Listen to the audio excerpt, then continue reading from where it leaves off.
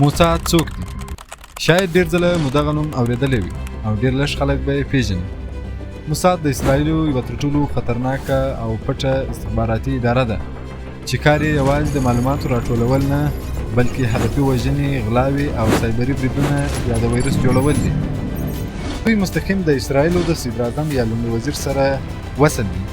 د دوی بودیجه، د دوی عملیات، دا ټول د لومړي وزیر تر څارنې لاندې دي. موساد ټول هغه کسان څاري او له منځه وړي چې د اسرائیلو د حکومت سره په ټکر کې وي.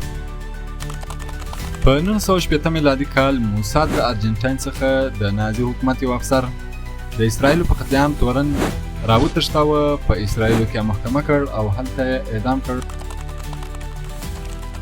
د مونیخ په اولمپیکي سیالیو کې د فلسطینیانو لخوا 12 اسرائیلي لوبغاړي ووژل شول.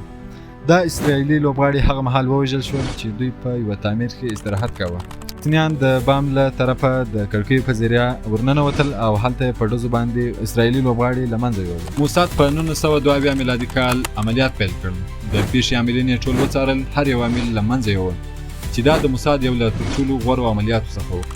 په 2013 میلادي کال د جنوري په 21 تاریخ موساد د ایران په تهران ښار کې پټ عملیات ترسره کړل. دوی د اجازي پټ ځمکني ګودام څخه 2000 سندونه چې 50,000 کاغذي مخونه او 163 ډیجیټل یا سي ډي روم ډیټا ول غلا کړل. دوی د شپې په نیمایي کې له هغه ځایه ووتل.